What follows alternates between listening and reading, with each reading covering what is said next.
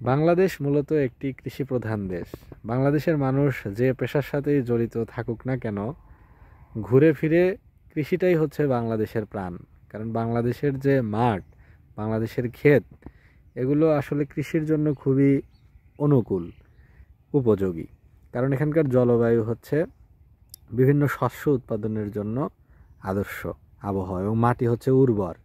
অনেক উন্নত দেশ যেগুলো, সেখানে মাটি থাকে হচ্ছে ঊষর, অনুর্বর, পাথুরে। তারপরে সেখানে আবহাওয়া থাকে খুবই বৈরী, প্রতিকূলতাপূর্ণ। অর্থাৎ শীতপ্রধান দেশ যেগুলো, সেখানে এরকম সবজি ফলান, কৃষি ফসল চাষ করা, এগুলো অত্যন্ত কষ্ট বা দুরূহ। আর এখানে মাটিটা এতটা ফার্টাইল যে কৃষি আবাদ খুব সহজেই করা যায়। তো ফসলের মাঠে কি কি ফসল কিভাবে লাগানো হচ্ছে এই শীতকালে, সেটি দেখারই একটি ক্ষুদ্র চেষ্টা করা হবে এই ভিডিওতে।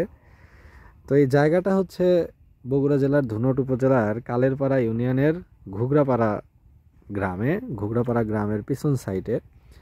এটা জমিটার নাম সম্ভবত নলগাড়ি এই মাঠটার নাম। এখানে যে জমিগুলো আছে সেগুলো বলে নলগাড়ি। এবং এখানে কয়েকটি গ্রামের পার্শ্ববর্তী জমি এটা। অর্থাৎ এই পাশে, এক পাশে ঘুগরাপাড়া, এক পাশে মাদারভিটা, এক পাশে কালেরপাড়া গ্রাম, এক পাশে আরকাটিয়া। এই চারটি গ্রামের মাঝখানের যে বিশাল বড় যে জমি, ফাঁকা মাঠ, এই জমিগুলোকেই, এখানে আছে নিচু জমি, এখানে ধান চাষ হয়, এখানে সবজি হয় না। এইটুকু জমিতে হয় ধান চাষ। এই জমিগুলোতেও ধান চাষ হয়। তো এটা হচ্ছে জমির মাঝে, অর্থাৎ বড় ফসলের মাঠের মাঝখানে একটু নিচু জায়গা, এবং এটা পুকুরের মতন। গভীরতা খুব কম, কিন্তু এখানে মাছ চাষ করা হয়, মাছ ছাড়া হয়েছে। আর এর পাশেই এই যে এখানে যে জমি যে নষ্ট করা হয়নি, তার একটি দৃষ্টান্ত এখানে, যে পুকুরের যে পাড়, সেই পাড়ের উপরে লাগানো হয়েছে সিম গাছ। অর্থাৎ এই সিম গাছে কোনো মাচা, বা আমরা যেটা বলি জাংলা দেওয়া, অর্থাৎ মাচা দেওয়া, বাউনি করে দেওয়া, সেগুলো কিছু করে দেওয়া হয়নি।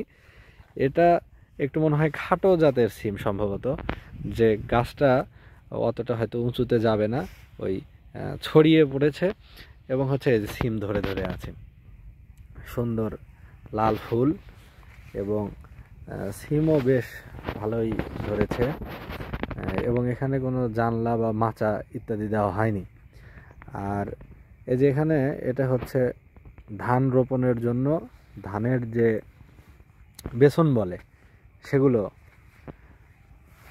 এখানে বোনা হয়েছে। অর্থাৎ ধানের বীজ বপন করা হয় একটু নিচু জায়গায়, যেখানে পানি টানি জমে, যাতে করে ওই ধানের চারাগুলো এখানে সংরক্ষিত রাখা হয়। এবং যখন জমি প্রস্তুত হবে, এই যে চারপাশে যেমন এখানে এখন টিলার করবে, তারপরে পানি দিবে, সার দিবে, লাঙল দিবে, দেওয়ার পরে জমি আগে ধান রোপণের জন্য উপযুক্ত করবে। তারপরে উপযুক্ত করে নেওয়ার পরে এই বেসন বা এই ধানের চারাগুলো উঠিয়ে লাগানো হবে।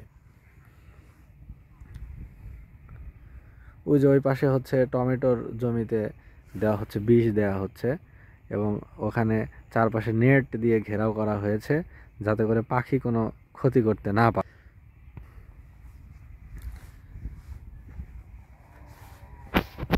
ওই যে ওই পাশে আছে হচ্ছে সরিষা ক্ষেত, অর্থাৎ সরিষা বোনা হয়েছে। সরিষার আসলে খুব একটা পরিচর্যা নাই, এইটা চাষ করা একটু সহজসাধ্য। কারণ জমি হাল চাষ করে সরিষা ছিটিয়ে রাখলেই মোটামুটিভাবে একটা ফলন পাওয়া যায়। এইটা ওই যে টমেটোর মতো বা কপির মতো অত্যন্ত যত্নের প্রয়োজন পড়ে না। তো এই যে পুকুরের পাড়ে বা জমির আইলে, সেখানে কিভাবে লাগানো হয়েছে সিম গাছ। এই যে সিম থোকায় থোকায় সিম ফুল ধরে ধরে আছে, এবং সিম ধরে ধরে আছে, এই যে সিম ধরে ধরে আছে। এটা কিন্তু খুব একটা পরিচর্যা করা হয়নি, এবং খুব একটা এর জন্য খরচও করা হয়নি। শুধুমাত্র জমির আইলে লাগানো হয়েছে বীজ বা চারা, এবং তারপরে হয়তো পানি দেওয়া হয়, এবং ওষুধটা নিয়মিত দেওয়া হয়। একটু সার হয়তো জমিতে প্রয়োগ করলে, পাশে যেহেতু কৃষি জমি, সেখানে সার প্রয়োগ করার পরে অল্প কিছু সার হয়তো এর নিচ দিয়েও ছিটিয়ে দেওয়া হয়, এবং সেখানেই কিন্তু মোটামুটি অল্প জায়গায় বা একটু পতিত জায়গায় কিন্তু একটা চাষ করা হচ্ছে, এই সিম চাষ করা হচ্ছে। এটা কিন্তু একটা মানে জমির অপচয় রোধ করার একটি বেশ ভালো উপায়। কারণ অন্য কাঠের গাছ টাছ লাগালে জমিতে ছায়া হবে, সেক্ষেত্রে ফলন কমে যাবে। আবার এখানে এই যে গুল্ম সাইজের একটি পেয়ারা গাছ লাগানো হয়েছে, কারণ জমির পাশে সাধারণত বিরুৎ বা গুল্ম এগুলো লাগানোটাই হচ্ছে বেটার। কারণ বৃক্ষজাতীয় উদ্ভিদ বড় হয়, ছায়া হয়, আশেপাশ থেকে রস শোষণ করে নেয় এবং কৃষি আবাদকে অনেকটা কমিয়ে দেয়, ফলন কমিয়ে দেয়। এই যে এটা হচ্ছে একটা জানালা, এটা হচ্ছে মিষ্টি কুমড়া এবং হচ্ছে লাউয়ের জানলা। আগে লাউয়ের মাচা ছিল, পরে আবার মিষ্টি কুমড়া তুলে দেওয়া হয়েছে। এটা নেট পদ্ধতির মাচা, অর্থাৎ বাঁশের খুঁটি দিয়ে শক্ত করে আগে এটা ফ্রেম তোলা হয়েছে, কাঠামো তোলা হয়েছে, তারপরে মাঝখান দিয়ে করা হয়েছে নেট দিয়ে, অর্থাৎ ওই দড়ি দিয়ে, ছোট ছোট সুতা দিয়ে, চিকন সুতা দিয়ে,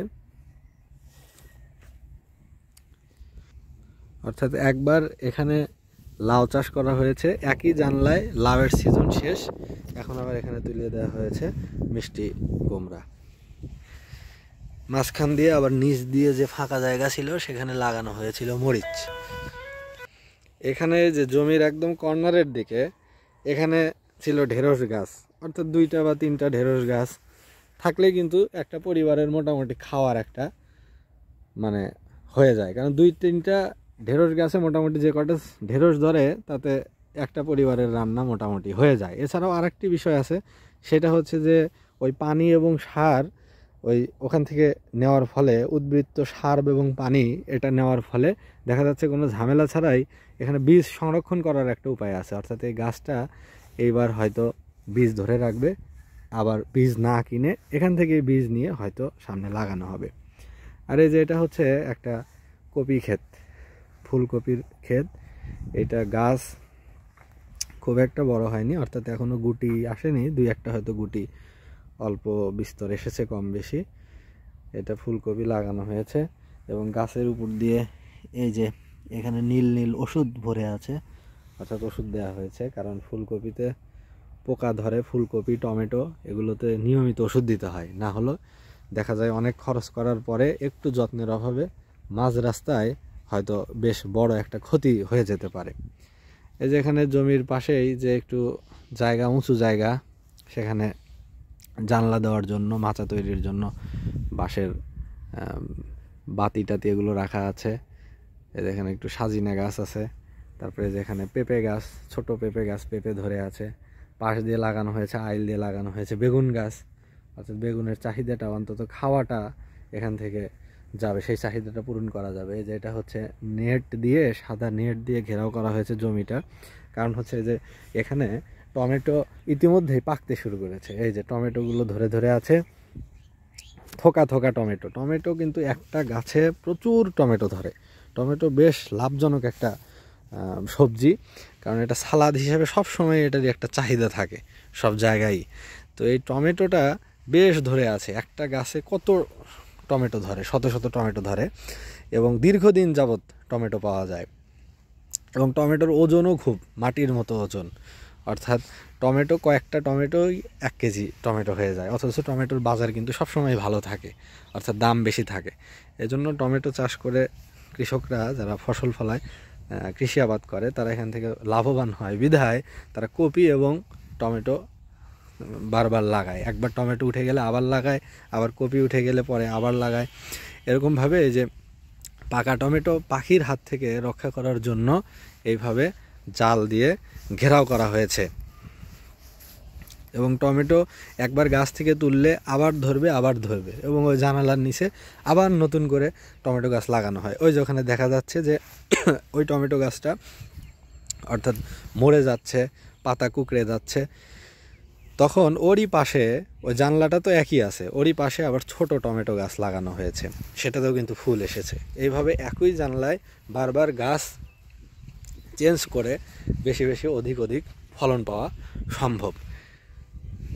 এবং এই নেটটাও থাকবে, যতদিন টমেটো থাকবে এই নেটটা দেওয়া থাকবে, যাতে পাকা টমেটো পাখি খেতে না পারে। এই যে এটা একটা মরিচের ক্ষেত, এখানে মরিচ গাছগুলো অবস্থা খুব একটা ভালো না, হয়তো রোগাক্রান্ত হয়েছে বা টাইম শেষ, বেশ আগে লাগানো হয়েছে, অনেক মরিচ তোলা হয়েছে, এখন এটা বার্ধক্যতে চলে এসেছে। এই যে এখানেও একটা টমেটোর ক্ষেত, এখানকার টমেটোটা পাতা অত্যন্ত গাঢ় সবুজ। এখানে জমির মাঝে এখানে লাগানো হয়েছে কলা গাছ, অর্থাৎ এই জায়গাটা তো বাড়তেই থাকে, পরেই থাকে, এখানে টিউবওয়েল আছে এবং একটুখানি উঁচু জায়গা আছে, জমির ঘাস টাস রাখবে কোথায়, এই জায়গায় ঘাস টাস রাখে।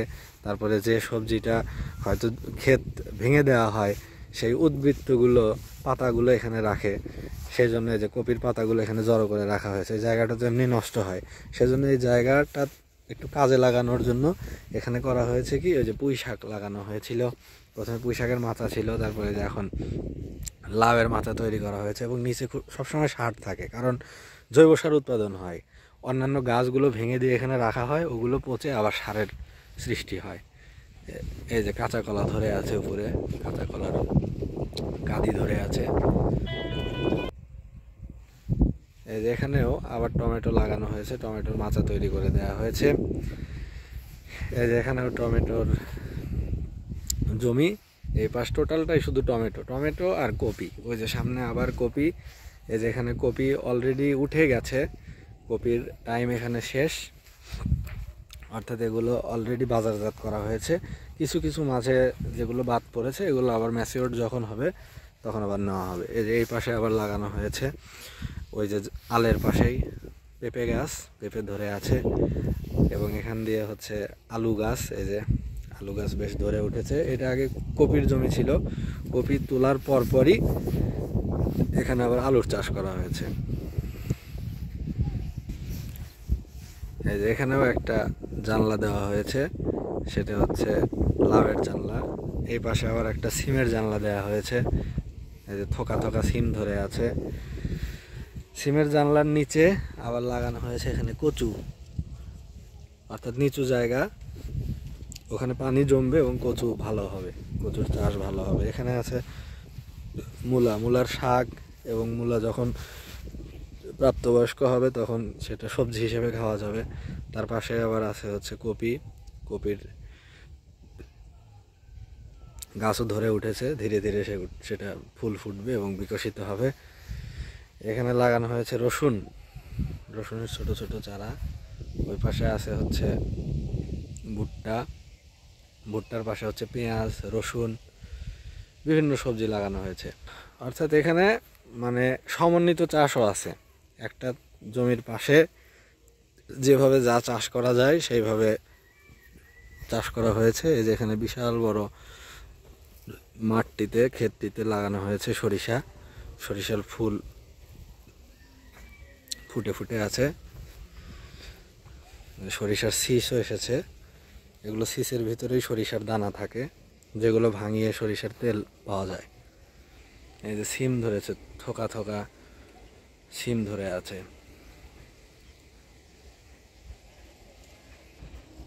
এখানেও একটা সিমের জানলা, জমির পাশেই, যেখানে যে মেশিন আছে, শ্যালো মেশিন আছে, আর উপরের জায়গাটা তো ফাঁকাই থাকে, জায়গাটা যেহেতু এখানে একটা শ্যালো মেশিন দিয়ে আটকে রাখা হয়েছে, তাই উপরের জায়গাটা ইউজ করার জন্য, সঠিক ব্যবহার, সৎ ব্যবহার করার জন্য এখানেও সিমের জানালা দেওয়া হয়েছে।